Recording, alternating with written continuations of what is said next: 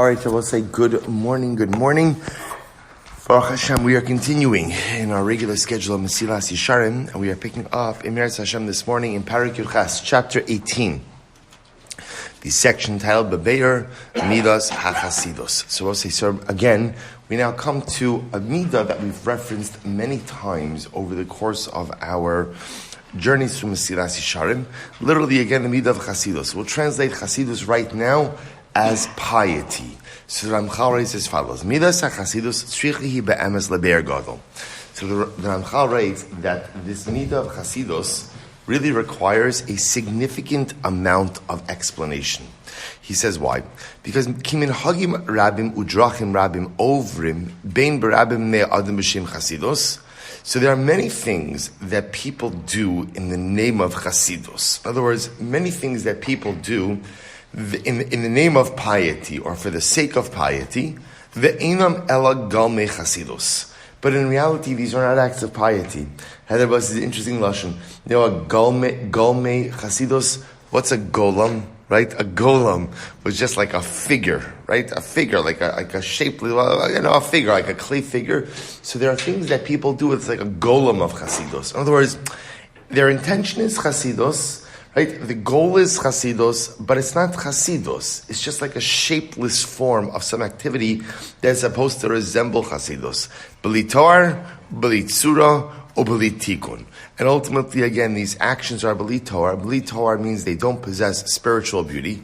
B'li tzura, there's not a seder, there's not an order to it. U'b'lo tikun, and there's no wisdom to it. So, in other words, and Abosa, we're going to see this is so incredibly dangerous, because when a person thinks they're doing something good, but in reality what they're doing is not good at all, so much destruction and negativity could come from that type of activity. So let's analyze. So we'll say, so why is it? Now again, remember, we haven't even gotten into what is Chasidus, what isn't Chasidus.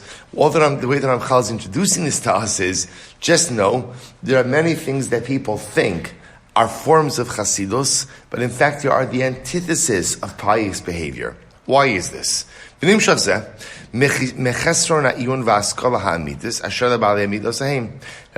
truth is, this mistake, like most mistakes in life, comes from a fundamental lack of what he calls ion v'haskala ha'amitos, a lack of understanding, or ion means like in-depth searching, a lack of in-depth searching, and a lack of true understanding of these individuals. Kilo tarchu v'lo nisyagu ladas es derech Hashem b'yedia berura v'yeshara. The says actually it's interesting that the Ramchal is really starting out this particular chapter in what I think is like a pretty scathing way. And he's talking about over here that sometimes what people end up doing is they adopt behaviors that they assume are manifestations of Chasidus or piety without really being thought out. Right? They're not exerting any effort to try to figure out what is the true Derech Hashem. Elahis chasdu v'holchu b'mashin is damin lahem l'svi svara harishona. Rather, again, they think that they are Chasidim, they think that they're pious, and going down a path about kind of what's easiest, what presents itself to them according to their logic. V'lo ha'emiku b'dvarim, they do not choose to examine the matter in depth. V'lo shaklu osam b'ma'oznei hachachma, nor have they weighed out this behavior in the scales of wisdom. V'hinei. So I'll say, so again, it's just such an interesting way that the Ramchal is introducing this particular chapter. Right? We haven't even gotten into what Chasidus is. This whole time Ramchal is speaking about that Chasidus perhaps is one of the most misunderstood and abused midos.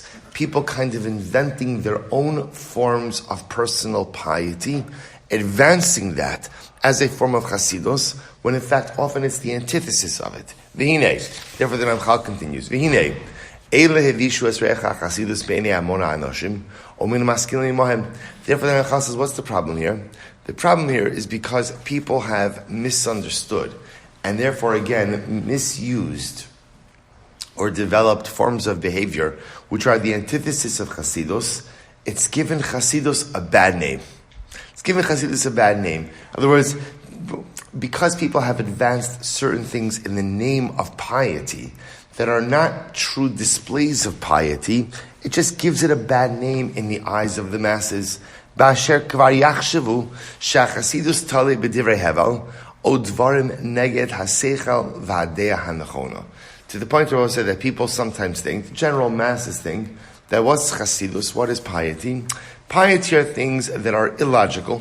Well, divrei hevel means ultimately, again, things that are worthless. Things that are worthless, or things that are illogical. V'yaminu hayos kol chasidus tali rak. For example, people often think that what is chasidus? Tali rak ba'amiras ba'kashos rabos. You know what chasidus is? That chasidus ultimately, again, is davening all the time. Now again, davening often could be a very good thing. Now let's say, we've spoken about this concept many times before, that you could have an activity that's good. But ultimately, again, it doesn't mean that it's the right thing for you to do all of the time. I'll give you an example. I actually mentioned this in a different shiur, a little bit of a different context. So imagine the following situation. Imagine today, I decide that, you know what? I'm going to stand by the corner of 7 Mile Lane and Reisterstown Road, and I'm going to go ahead and cross old people across the street the entire day. That's my avodah. I'm going to wait by the corner. I'm just going to cross old people across the street the whole day. Is that a good idea? Right? Worthwhile endeavor? Right? So, sure, crossing old people across the street is a great idea. But I was going to say, if that comes at the expense of other dynamic things that I could be doing, it may not be the right use of my time. In other words, that being a chassid requires a certain degree of contemplation. So if because I'm crossing old people across the street, I don't daven with a minyan, right? Maybe I miss out on learning Torah. There are I'm supposed to help out at home. There's a whole bunch of other things that are supposed to happen. So the problem is, for example, davening a lot is very good.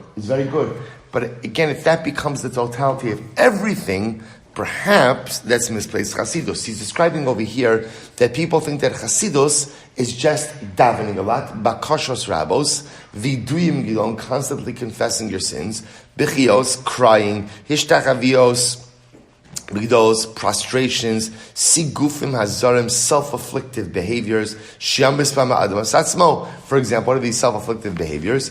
Kitvilos hakerach, right? Literally immersing myself in ice water, right? In icy rivers, icy bodies of water. Vashalag and snow. Kiyotze b'dvarim ha'ela.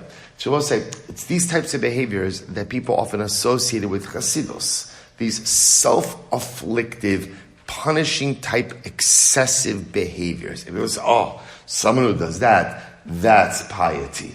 And then Ramchal's pointing out, she will say, what's the problem? What's the problem with this? Number one, who says that's piety?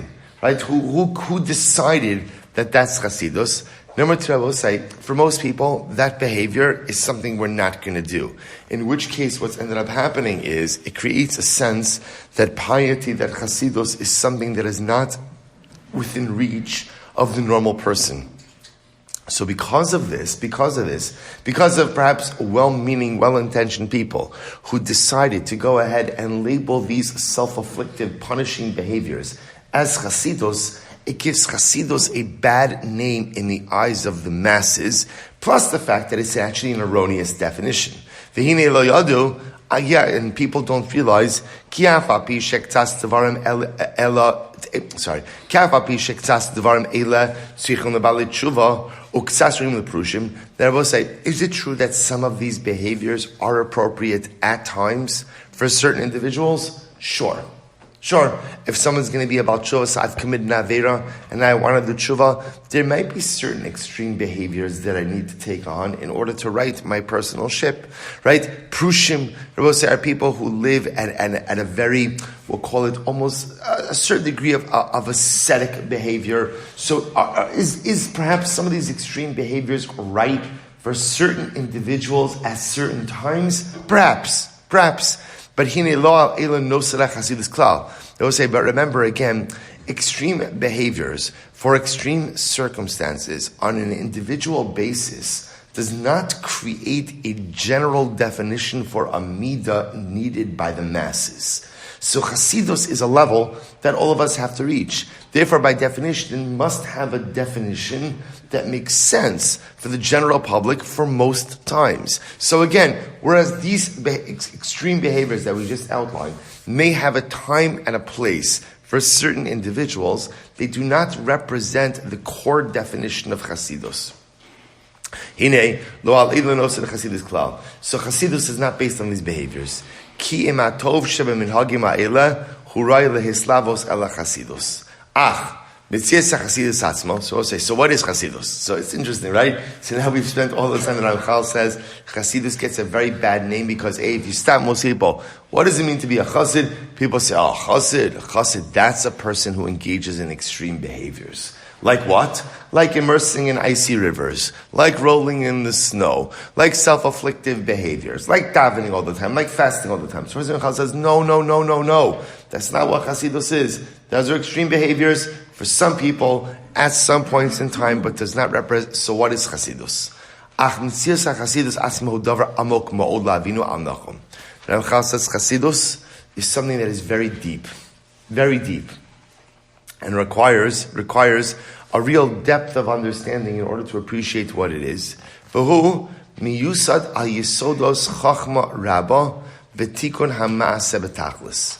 The Ramchal writes that Chassidus ultimately is a trait that is built on the foundational pillars of great wisdom and rectification or refinement of one's actions. Deep understanding, refinement of actions. Asher roi l'chol chacham leiv lirdav acharav. And Chassidus ultimately, again, is such an important midah that every person with wisdom should run after it. Kirak l'chachamim lahasigo be'emes, but only the truly wise will ultimately be able to acquire it. V'chein amru zichron levracha v'lo am ha'aretz chassid. So we'll say it's interesting. So the Ramchal says over here, just understand, in order to acquire Chassidus, you need chachma, you need wisdom. Now we'll say that's why he says an ignorant person cannot become a chassid. And then he ends off with the phrase, unevar ata inyan ze ala seder.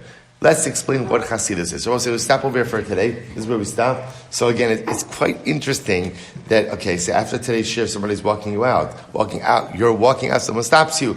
So now what's the definition of Chassidus? What are you going to say? I can't tell you what Chassidus is yet, but what can I tell you?